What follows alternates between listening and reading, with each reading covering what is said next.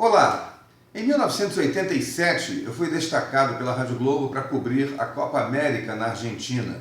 O Brasil ia ficar numa cidade chamada Carlos Paz, próxima de Córdoba, onde seriam os jogos. Na primeira fase, o Brasil enfrentaria as seleções da Venezuela e do Chile. Adversários teoricamente fáceis para o Brasil passar e chegar à fase seguinte, semifinais, e enfim continuar na Copa América. Ledo engano. Um trabalho muito mal feito, muito criticado na época com o técnico Carlos Alberto Silva, levou o Brasil a perder na primeira fase a classificação da Copa América.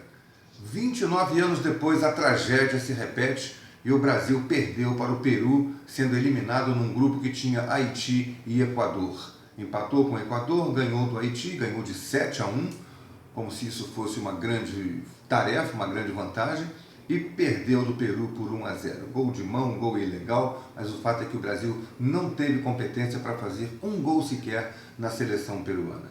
Eu tinha o hábito, até hoje tenho, de guardar os escritos das minhas coberturas, sobretudo de rádio. Copa América de 1987. Brasil 5, Venezuela 0 no dia 28 de junho. A seleção brasileira tinha Carlos, Josimar, Geraldão, Ricardo Rocha e Nelsinho, Douglas, depois entrou Silas, Raí e Edu, Miller, depois entrou Romário, Careca e Valdo. Carlos Alberto Silva era o técnico. Naquela época, apenas 5 jogadores ficavam no banco de reservas. O Brasil ganhou de 5-0 e não fez mais que a obrigação. Edu, Morovic contra, Careca, Nelsinho e Romário fizeram os gols. O gol de Romário já no finalzinho da partida, 9.885 pagantes no estádio Chateau Carreira, em Córdoba.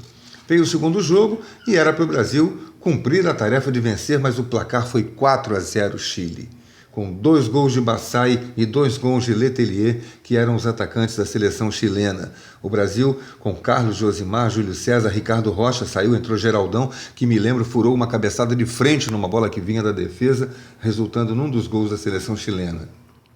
Douglas, Raí e Edu, depois entrou Romário, Miller, Careca e Valdo, Carlos Alberto Silva técnico, e o Brasil perdeu de 4-0 e foi eliminado na Copa América no dia 3 de julho, com 9.000 pessoas presentes no estádio. 29 anos depois, o Brasil perde novamente uma Copa América na primeira fase. Para onde caminha o futebol brasileiro? Com um técnico que representa o atraso, porque o Dunga fez um trabalho em 2010 que foi reprovado. O Brasil não foi adiante, perdeu a Copa do Mundo. 4 anos depois veio o trabalho do Filipão e o Brasil de novo perdeu a Copa do Mundo. E aí a gente volta ao passado, retrocede ao trabalho do Dunga para tentar produzir uma nova seleção brasileira visando a Copa do Mundo de 2018. Não chegamos nem na metade do caminho e o trabalho aí está praticamente zerado, não temos uma novidade, não temos uma nova seleção e já não temos mais a velha. Parece que tudo que foi feito em 2014, só por causa do 7-1, não serve. Thiago Silva é o melhor zagueiro do Brasil, reconhecido no mundo inteiro, mas não joga na seleção. Jefferson é o melhor goleiro do Brasil e não joga na seleção. Marcelo é o melhor lateral esquerdo do Brasil e não joga na seleção. Está certo o trabalho do Dunga? Para onde a gente caminha? Será que ele está fazendo a renovação necessária para a seleção brasileira? É esse o caminho? Qual é a seleção principal do Brasil? É a seleção dos amigos do Dunga, das pessoas em quem ele confia, ou dos melhores jogadores do Brasil? A palavra está com a CBF, que está demonstrando total falta de comando e de conhecimento do futebol brasileiro. Quem é o grande gestor do futebol brasileiro?